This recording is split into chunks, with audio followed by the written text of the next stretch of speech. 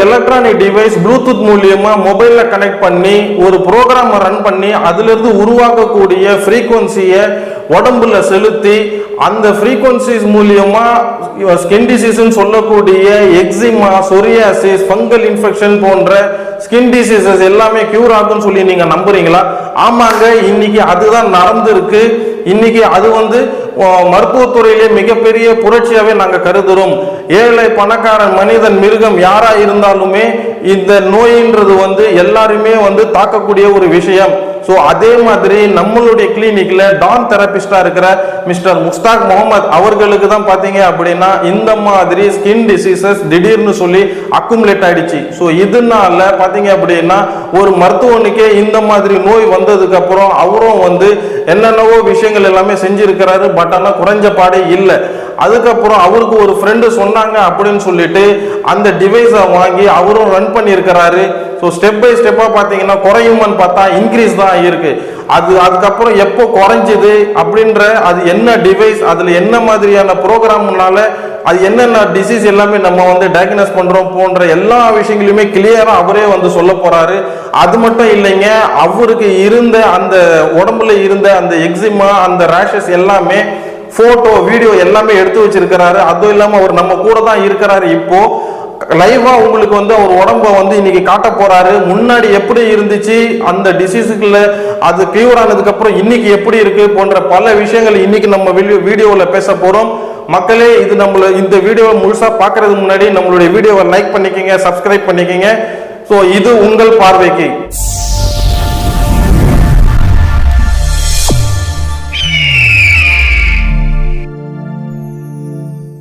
Don therapist mister Mushtaq Mohammed அவர் சாரை கூப்பிட போறோம். அவர் கம்ப்ளீட் இது என்ன டிசீஸ், எப்படி ஒரு அக்குமுலேட் ஆயிடுச்சுன்ற கம்ப்ளீட் ஒரு பிரீஃப் கொடுக்க போறாரு. சார் வாங்க சார். வணக்கம் சார். வணக்கம். எப்படி இருக்கீங்க? சூப்பரா. ஸோ இப்போ ஸ்கின் டிசீஸ் இருக்கிற நீங்களும் கொஞ்சம் ஸ்ட்ரெஸ்ல இருந்த மாதிரி நானும் நிறைய ஃபீல் பண்ணேன். ஸ்ட்ரெஸ்ல இருந்த மாதிரி இல்ல, இருந்தீங்க. ரொம்ப ரொம்ப சஃபர் ஆயிட்டீங்க.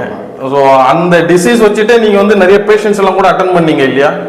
ஒரு 2-3 பேரை அட்டன் பண்ணேன். நடுவில் அப்பாயின்மெண்ட்ஸ் கேன்சல் பண்ணிட்டேன். ரொம்ப சிவியர் ஆனதுனால. ஓகே சார், நீங்க அது என்ன டிவைஸ், அது எப்படி உங்களுக்கு கியூர் கொடுத்தது, நம்ம மக்களுக்கு கொஞ்சம் அதை பத்தி கொஞ்சம் பிரீஃப் எக்ஸ்பிளைன் கொடுங்க சார். அவசியம். இப்போ கொஞ்ச நாளா ஒரு அலர்ஜி போல சின்னதா காலில் ஆரம்பிச்சது. அப்போ இந்த மாதிரி விஷயங்கள் ஏற்கனவே நம்ம சந்திச்சிருக்கிறோம். சின்ன சின்ன அலர்ஜி ஆகுறது ரொம்ப சகஜம்.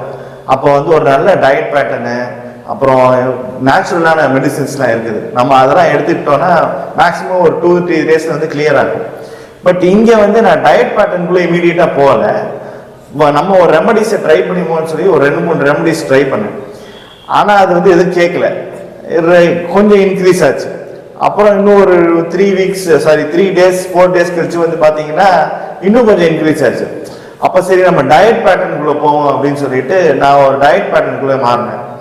டயட் பேட்டர்ன்ல மாறினப்போ ஓகே ரெடியூஸ் ஆகும் அப்படின்னு ஒரு நம்பிக்கை. ஆனால் அது இன்னும் இன்க்ரீஸ் ஆகுது. எனக்கு ஒரு மாதிரி ஸ்ட்ரெஸ் அங்கதான் ஸ்டார்ட் ஆச்சு. என்ன பண்றது அப்படின்ற ஒரு ஃபேக்டரே புரியல. இது நம்ம எவ்வளவோ டீல் பண்ணிருக்கோமே நிறைய பேருக்கு. நம்மளுக்கு இந்த மாதிரி ஒரு விஷயம் நடக்குது, எதை நடக்குதுன்னு கூட தெரியல. அது ஒரு பூச்சி கடிச்சிச்சா, இல்ல நம்ம ஃபுட்ல ஏதாவது அலர்ஜி ஆயிடுச்சா, இல்ல உள்ள ஏதாவது அக்யூமுலேட்டட் டாக்ஸின்ஸா அப்படின்னு. பட் ஒரு விஷயம் ரொம்ப கிளியரா புரியுது. என்னன்னா ஸ்கின்ல இருந்து எலிமினேட் ஆகக்கூடியது ஜென்ரலாவே டாக்ஸின்ஸ் தான். ஸோ ஒரு ஆட்டோ இம்யூன் கண்டிஷன் போல சொல்லுவாங்க. அந்த மாதிரி எக்ஸாக்டா பாடி ஃபுல்லாவே ஒரு கட்டத்துல ஒரு 2 வீக்ஸ் டைம்ல ஃபுல்லா ஸ்ப்ரெட் ஆயிடுச்சு. எந்த லெவலுக்கு ஸ்ப்ரெட் ஆயிருக்குன்னு பாத்தீங்கன்னா, என்னோட அப்டமன் ஏரியாவில் பாத்தீங்கன்னா அந்த லிம்ப்னு சொல்லுவாங்க, அதாவது நீர், கரெக்டா நிலநீர் அப்படின்னு சொல்லுவாங்க தமிழ்ல. அது நம்ம அப்டமன் வழியா ஃபுல்லா அந்த ஸ்கின் ஏரியா வெளியில வடிய ஆரம்பிச்சிருச்சு. அந்த மாதிரி ஒரு சிவியாரிட்டி வந்தப்புறம் என்ன பண்றது தெரியல.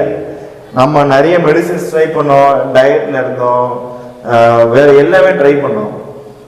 இப்போ இந்த தருணத்துல தான் நான் என் ஃப்ரெண்டை கான்டாக்ட் பண்ணேன். அவர் சொன்னாரு, உங்க பாடியில நிறைய இம்பியூரிட்டிஸ் இருக்குது, அது பிளட்ல இருந்து உங்களுக்கு வெளியேற்றுறதுக்கான வாய்ப்புகள் குறைவா இருக்கு. ஏன்னா இம்பியூரிட்டிஸ் ஜாஸ்தியா இருக்கும்போது உங்க பிளட்ல இருந்து வெளியேற்றக்கூடிய ஆர்கன்ஸ் இருக்கு இல்லையா, அது சப்போர்ட் ஃபுல்லா பண்ணல.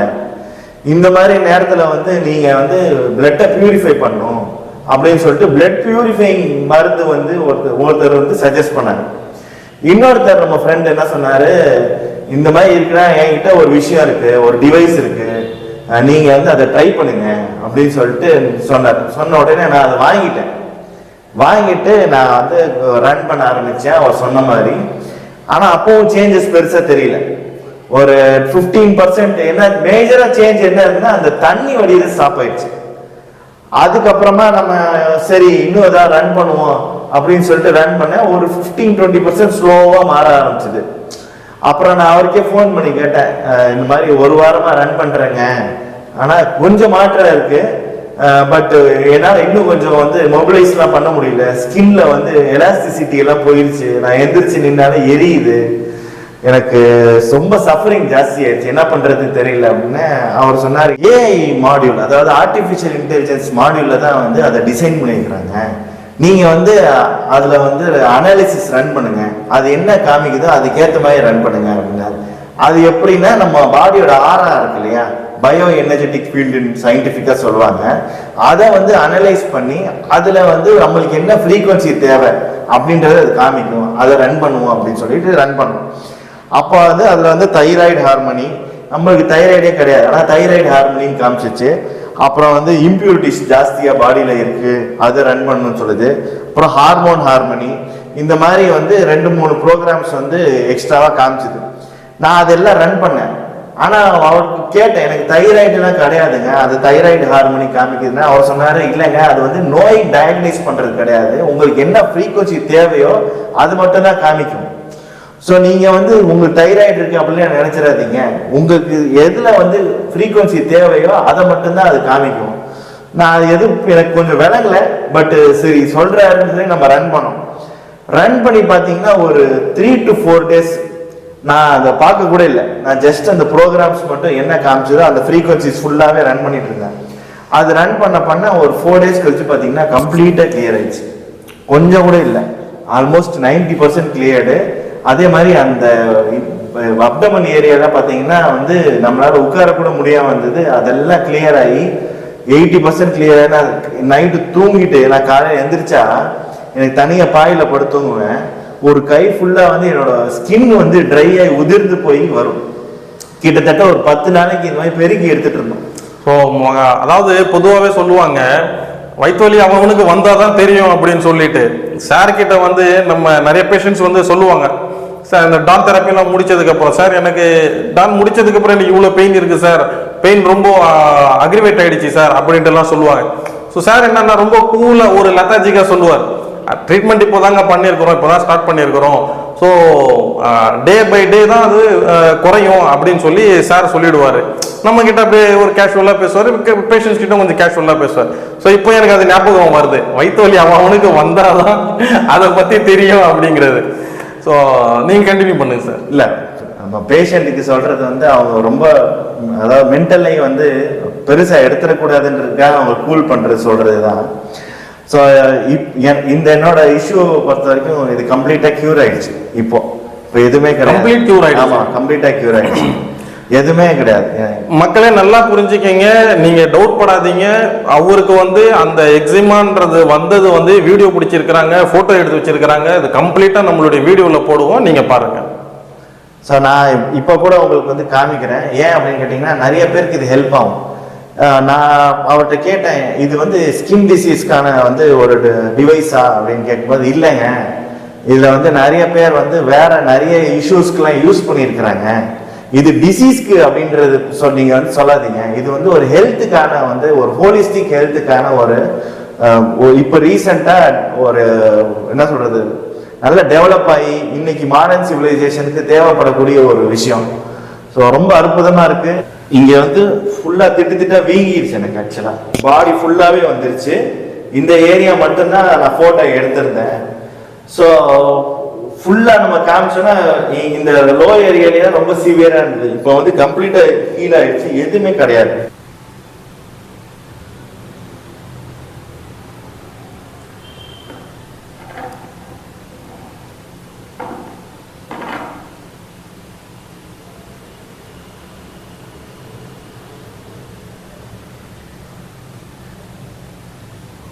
ஓகே, இப்போ இந்த வீடியோவில் வந்து நீங்கள் பார்த்துருப்பீங்க ஒரு 2 டாட்ஸ் மட்டும் அது வந்து அதை காஞ்சி போயிடுச்சு. ஒரு இடத்துல ரொம்ப சிவியராகி எனக்கு ப்ளீடிங் ஆன இடம். ஸோ அதெல்லாம் வந்து காஞ்சி போன ஒரு புண்ணுன்னு சொல்லலாம், அவ்வளோதான். மற்றபடி வந்து பார்த்தீங்கன்னா எனக்கு ஃபீலிங் வந்து பர்சனலாக அந்த ஸ்கின்னோட டோன்லாம் லூஸ் ஆகி ரொம்ப கஷ்டப்பட்டது எதுவுமே இல்லை, ரொம்ப நல்லா இருக்கு. சார் சொன்னதை நீங்க கேட்டிருப்பீங்க, ஒரு சின்ன டிவைஸ் வந்து எவ்வளவு அற்புதம்லாம் பண்ணிருக்கு அப்படின்றத பார்த்து நமக்கே வந்து பிரமிப்பா இருக்கு. கண்டிப்பா இந்த வீடியோ வந்து உங்களுக்கு யூஸ்ஃபுல்லா இருக்கும்னு சொல்லி நம்புறேன்.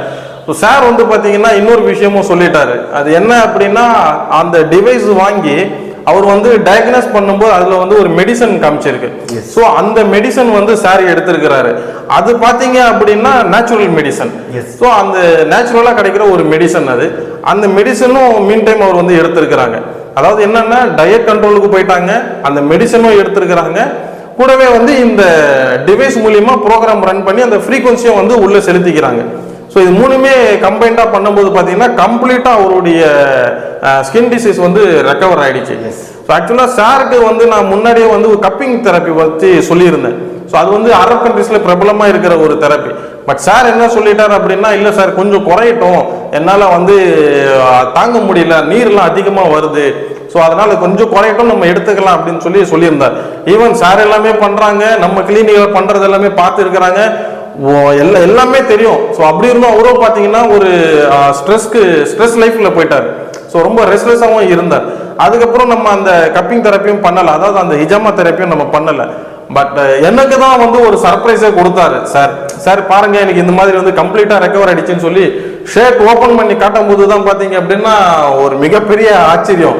அப்புறம் தான் சொன்னாரு, இல்லை சார் நான் இந்த மாதிரி வந்து இந்த டிவைஸ் வந்து நான் எடுத்தேன், ப்ரோக்ராம் ரன் பண்ணி ஃப்ரீக்வன்சி உடம்புல செலுத்தினேன்.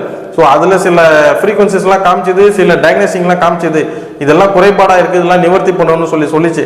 ஸோ அது மாதிரி பண்ணிக்கிட்டே இருந்தேன், எனக்கு கம்ப்ளீட்டாக இப்போ ரெக்கவர் ஆயிடுச்சு சார் அப்படின்னு சொல்லிட்டு. ஸோ உண்மையாலுமே இது வந்து ஒரு மருத்துவத்துறையில் மிகப்பெரிய ஒரு புரட்சி.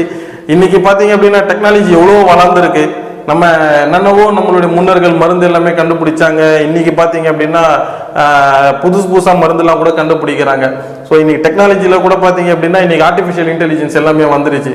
ஸோ அதை வச்சு இன்னைக்கு என்னென்னமோ பண்ணுறாங்க. எதை தின்னா பித்தம் தெளியுமோ அப்படின்னு சொல்லி சார் சுத்திக்கிட்டு இருந்தாரு. ஸோ சாருக்கு ஒரு அருமருந்தா இந்த டிவைஸ் வந்து கிடைச்சிருக்கு, பிளெஸிங் தான். ஸோ இந்த டிவைஸை பத்தின நம்ம கம்ப்ளீட் ஒரு டீடைல்ஸ், அது என்ன மெடிசன் அப்படிங்கிற ஒரு அந்த சீக்ரெட்டை வந்து பாத்தீங்க அப்படின்னா கம்மிங் இந்த செப்டம்பர் 21, 22 நம்மளுடைய கிளினிக்ல ஸ்பைனல் ஹீலிங் மெத்தட் அப்படின்னு சொல்லி கிளாஸ் ஒன்று கண்டக்ட் பண்றோம். 2 days அந்த கிளாஸ் நடக்கும். ஸோ அது என்ன கிளாஸ் அப்படின்னா ஸ்பைன் வந்து கம்ப்ளீட்டா அலைன்மெண்ட் பண்ற ஒரு கிளாஸ்.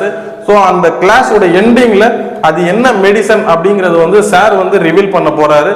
அதே மாதிரி அது என்ன டிவைஸ், அது என்னென்ன ப்ரோக்ராம் எல்லாம் காட்டுது, அது டயக்னோஸ் பண்ணா நம்மளுடைய 7 சக்கரா டயக்னோசிங் நடக்குது, நம்மளுடைய 6 எல்லாம் வந்து டயக்னோசிங்லாம் நடக்குது. ஸோ அது என்னென்ன டயக்னோசிங்லாம் நடக்குன்ற கம்ப்ளீட் ஒரு பிரீஃப் எக்ஸ்பிளனேஷன் சார் அன்னைக்கு அந்த செஷன்ல எண்டில் கொடுக்க போறாங்க. ஸோ அந்த மாதிரி டீட்டெயில்ஸ் எல்லாம் உங்களுக்கு வேணும் அப்படின்னா கீழே கொடுக்குற நம்பர்ல கால் பண்ணி நீங்க ரெஜிஸ்டர் பண்ணிக்கிங்க. ஸோ இந்த வீடியோ கண்டிப்பா உங்களுக்கு பிடிச்சிருக்கிறோன்னு சொல்லி நம்புறோம். உங்களுக்கு வேற ஏதாவது டவுட் இருந்துச்சு அப்படின்னா நீங்க கமெண்ட் பண்ணுங்க. ஸோ அதை பத்தி நம்ம வந்து அடுத்த வீடியோவில் நம்ம கண்டிப்பா பேசுவோம். என்ன சார், இப்போ கிளாஸ் அட்டென்ட் பண்ண முடியாதவங்க எல்டர்ஸ்லாம் இருப்பாங்க இல்லையா, அவங்களுக்குலாம் வந்து இது எப்படி நீங்க ரொம்ப ஏஜ்டு பர்சன்ஸ்க்கு நம்ம வந்து என்னன்னா கால் பண்ணாங்க அப்படின்னா நம்ம வீட்டில் கூட போய் நம்ம அந்த டிவைஸை பத்தி ஒரு எக்ஸ்பிளனேஷன் கொடுத்துடலாம்.